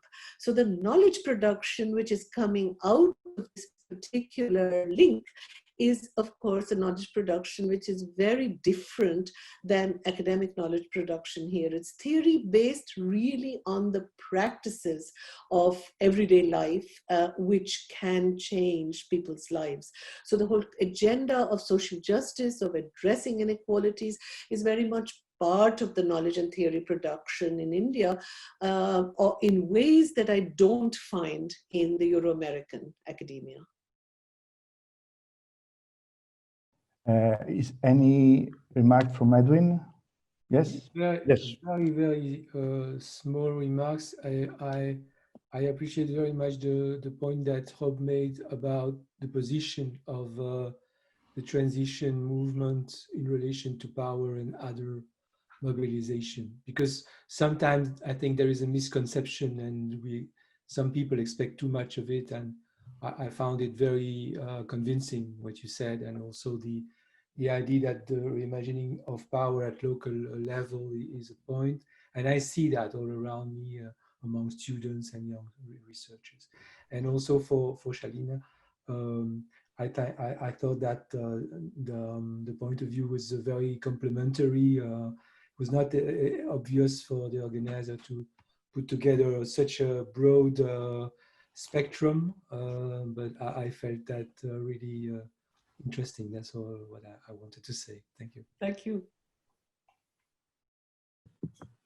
Yeah, and thank you from me to both of you as well. It's been a really wonderful conversation, and Shalini, I think you brought a perspective that was really precious and invaluable. I really enjoyed it. Thank you so much. Well, thank you for the invitation. I thought this was a very interesting conversation. Before ending, I just want to have a nice and final question by Nico Gregoritz on the chat about imagination and education, which is an important question because finally what we're doing here is mainly creating the future generations, and most of us are, if not all, are related to educational structures. And I would like to address this question to Bernard, who he's for those that don't know, he's just finishing his 40-year-old career as an educator in the architecture school, where people, generations of students have been profiting from his knowledge and capacity to transmit information and imagination. So how would you, Bernard, position yourself after all these years as a closing statement on our seminar and somehow a homage to your ending of the career? What do you think? Please, Panos, is too much. But thank you. I think I will try to continue because, as Buddha said, the future is a daily practice. Thank you, Edwin, for recalling that.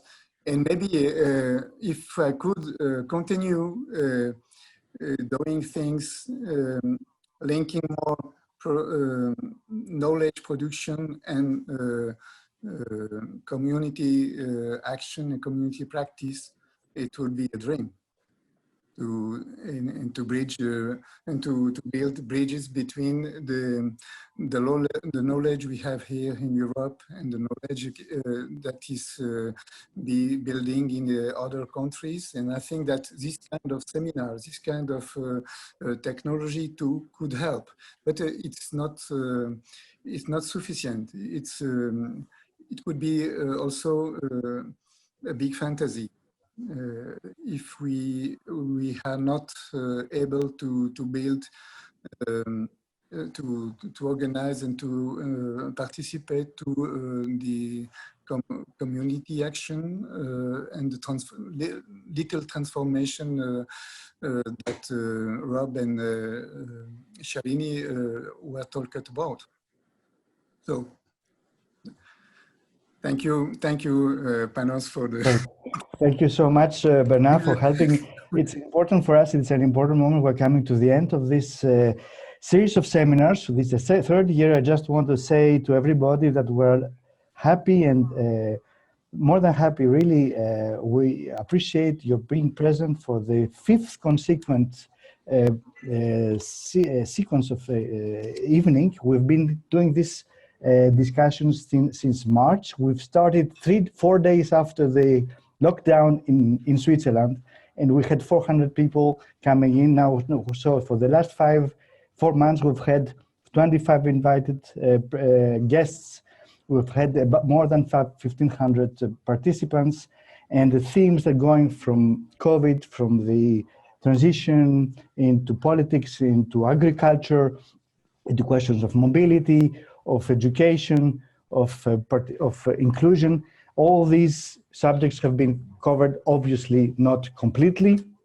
Just this is exactly the idea. We're opening up the discussions for the future of the architectural urban landscape transition with participation through knowledge and through action.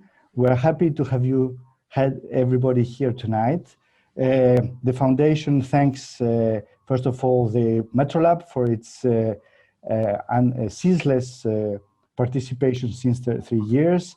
L'Azur, EPFL, so Bernard and, Vincent and Luca for being there as well. And Shalini and Christine Lutringer, who is here with us tonight, so the Graduate Institute that has joined. We are here in the Foundation back again, back to work. This is the Foundation. I'm going to invite my fellow collaborators to raise a glass. Please come, everybody. So everybody will be there. We say hello to the whole of Europe, to all the world. Thank you for being with us. Thank you for helping us bring this idea of transition forward. And see you again from the next season for the new series of talks with everybody you. Thanks so much. A toast to the earth. Let's hope that the transition becomes a reality. Thank you. Have a nice evening. Bye. Thank you. Thank you. Thank you so much. Thank you. Very much. Thank you. Thank you.